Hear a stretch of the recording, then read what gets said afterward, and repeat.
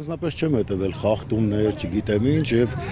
մյուսների ընտրարշավին էլ այդպես տեղյակ չեմ։ Կարծում եմ այդպես շատ ցցուն երևույթներ չեն եղել, խախտումներ առայժմ այդպես ցցուն չեմ նկատել եւ ընթացքում էլ մտածում եմ, որ այսպես խաղաղ կանցնի։ Ձեր շանսերն ինչպես եք գնահատում։ Ես բազմաթիվ անգամ եմ հայտարարել, ես հաղթած եմ եկել եւ այդ հաղթանակի շուրջը հրավիրում եմ իմ համայնքի բնակիչներին։ Նրանք, ովքեր ուզում են հաղթանակը նշել, ունենալ, կկանգնեն իմ կողքը եւ միասին այդ հավերժությունը կտարփողենք եւ մեր քաղաքի, եւ մեր ազգի, եւ մեր երկրի։ Պարոն Մանուկյան, այսպես տարբեր կարծիքներ կան, որ վաղաշաբաթի ավագանու ընտրություններում 50+ շեմը հաղթահարող որևէ ուժ չի լինելու եւ կանխատեսում են, որ Գյումրի 2 սցենարը կկրկնվի։ Դուք ինչ կասեք, հնարավոր է Գյումրի 2 սցենար կրկնվի։ Ես մի բան կարող եմ ասել, որ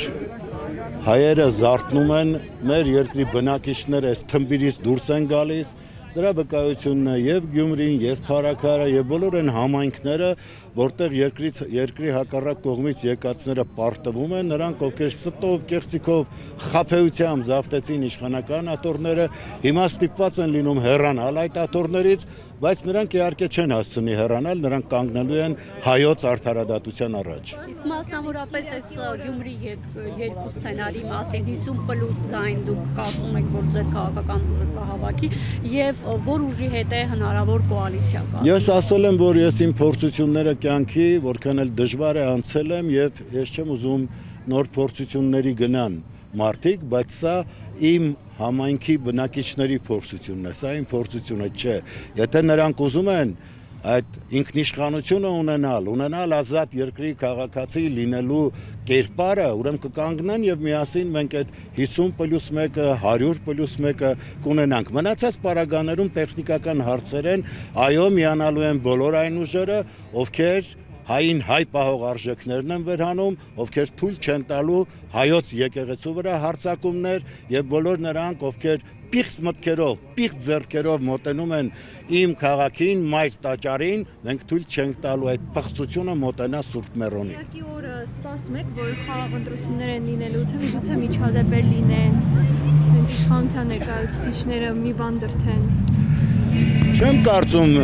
իմաստը որն է լինելու, որ ինչ-որ մի բան դրթեն, հիմա այնպես չի, որ իրենք մեծ իմաստով կարող են հաղթանակներ ունենալ մի երկրում, որտեղ արդեն մարդիկ իրենց ճանաչում են։ Մարդիկ իրենց արդեն ճանաչում են, սրանք բիմակազերծ եղածներ են, եւ այդ իրենց բիմակազերծ եղածով տեսնում ենք, որ հայի շահերի սպասավորները չեն, մեր ժողովրդի, մեր երկրի սպասավորները չեն։ Մենք տեսնում ենք, թե սրանք ինչ խոնարհությամբ, ինչ ցնծությամբ են մոտենում մեր ժողովրդի թշնամիներին եւ պարբերաբար փորձում են դրանց դարձնել որպես բարեկամներ, բարեկիրթներ։ Մենք անգամ այս վերջին ծաղրը, որը հրամցրեցին մեր ազգին, այս անասնակերը բերեցին որպես ցորեն, սա նույնպես ծաղրանք էր ուղղված այդ գոյանքներին եւ այդ ծաղրը նաեւ մեր ողջ երկրի վրա է տարածվում։ Մենք նաեւ մերժում ենք այդ ծաղրը, այդ պարտությունը, մենք մերժում ենք բոլոր նրանց, ովքեր երկրի հակառակ կողմից եկել են եւ խավարը որպես լույս են ներկայացնում։ Պարոն Մանուկյան, ինչ է կարծում, այս հակաեկեղեցական շարժումը ինչ որ չափով ազդեցություն գործած կլինի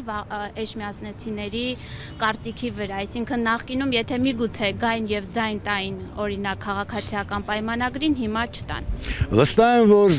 այս խաբեբաներին չի հաջողվել ամբողջությամբ մեր երկրի բնակիչներին դուրս մղել հայկական արժեքներից եւ մենք նրա հետևորդներն ենք, այն ամենի ինչը ժառանգել ենք մեր ծնողներից, մեր տատ ու պապերից եւ այո, իհարկե ազդեցություն ունի։ Իհարկե մարդիկ հասկանում են, որ ուրեմն ձախողելով կառավարության գործընթացները հիմա եկել են եկեղեցու գործընթացներն են ձախողում եւ գլուխները խոթելով սեռասավանների մեջ ինչ որ կասկածելի հայտարարություններ են անում մյուսը ես մի առիթով ասել եմ եթե նման ձև եք վարվում ապա ձեր կողք կնայեք սեռախեղված գոյանքներ կան գուցե շատ ավելի հետաքրքիր կլինի դրանց անկողինները ներկայացնեք հանրությանը եթե ժողովրդին արդեն